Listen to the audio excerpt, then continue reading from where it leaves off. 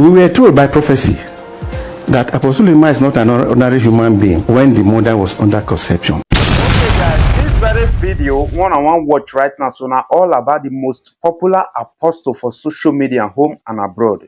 When I mean the most popular apostle, even you say when I not even see a picture, I just they read my news like that, when I suppose know what they talk about. Our very apostle Johnson Suleman.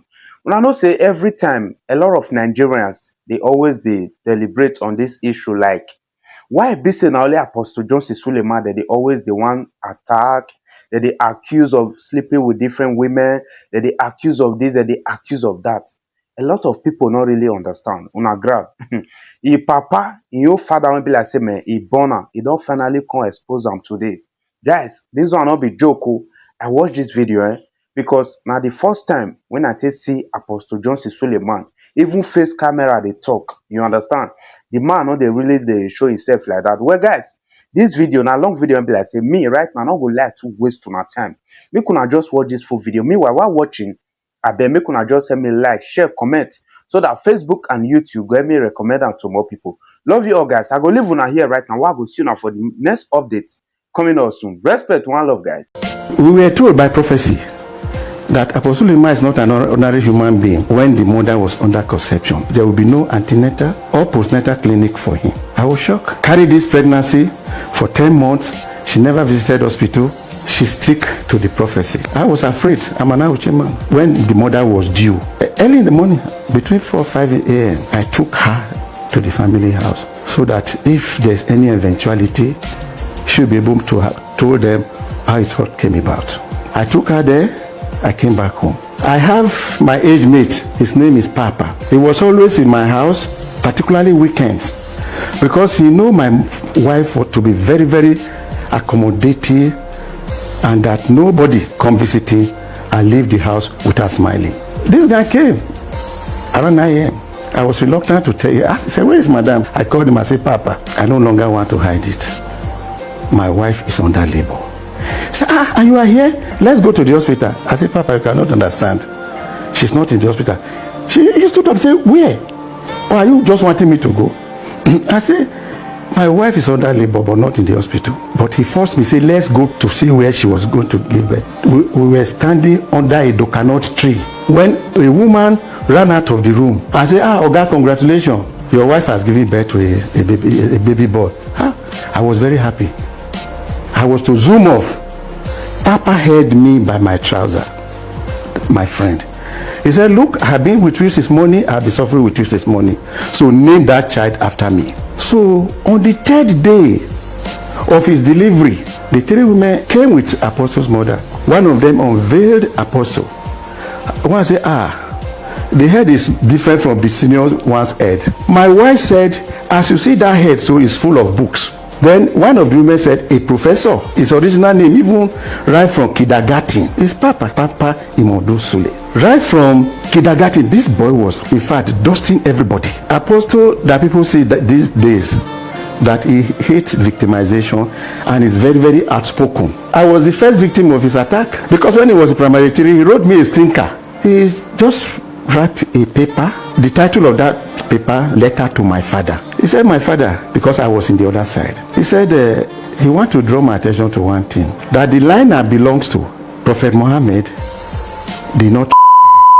Jesus Christ rose after his death, that I'm not serving a living God. I said, what? I called him. He has been very bold right from childhood. Papa, who wrote this letter? I said, it's me. Who dictated it to you? He said, it's me. Then the mother told me, it's like we're underrating this boy. Look out for him.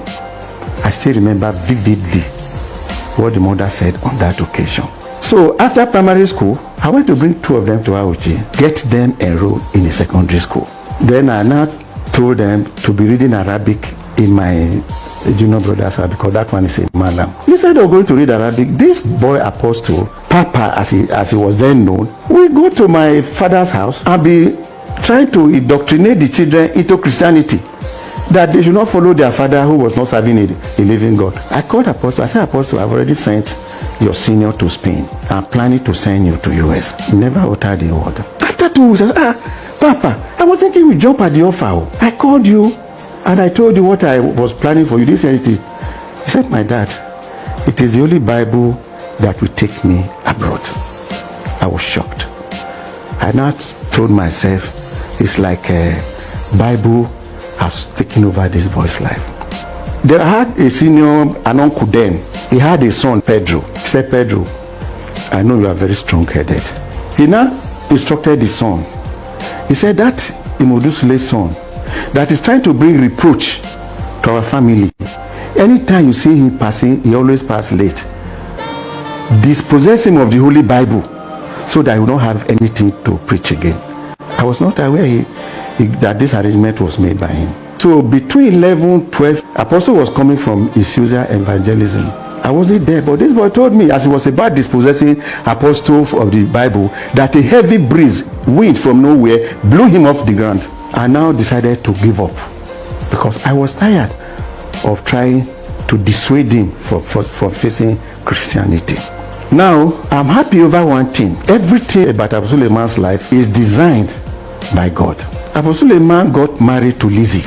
That is a woman whom I always regard as a dependable ally. Because if Apostle Suleman was to marry a woman who was not compatible with him, I don't think things would have been like this today. Mama will always call me from time to time. Have you gone on checkup? At your age, you should not play with checkup. The apostle brought her to my house. We were talking of marriage. Because I'm somebody who wants to say things the way they are. I told him, I said, young girl, you can't marry this young boy because of the life he's living. I said he's married to, or he's already married to Bible. Can you cope? She said, Uncle, I will try. Apostle has never in his life said no to me. Even if whatever I tell him did not go down well with him, Apostle has never said no to me. Apostle Suleman is somebody who's always cared about the welfare of the family. And I think this is because of the supportive role being played by the wife. Because other wives will tell their husband, let us face our lives, not their lives. Apostle Suleman is a man who is always seen to the welfare of the parents and the family. Even if he's in abroad, he always make sure that the parents are okay. My late father once called me. He said, Apostle Suleman. No, he didn't call him Apostle Suleman. He said, Papa will live to feed the family. My father prayed for him. My father has never been to any church in his life. Omega Church was the only church he ever stepped his foot on, to the best of my knowledge. Apostle Suleman was the only child, whether grand or direct child, that he prayed for before he passed on. He has not even started. I see the sky as a starting point. Apostle Suleman, whether you are in the air, land, or sea, God will always protect you. I wish you happy birthday. You have not started. I wish Apostle many, many more returns. Thank you very much. Happy birthday, son. May the Lord that has the ability to end all matters keep you safe from the reach of the wicked. Cause you to triumph over all trials and tribulations in Jesus' name. Once again, happy birthday. I love you.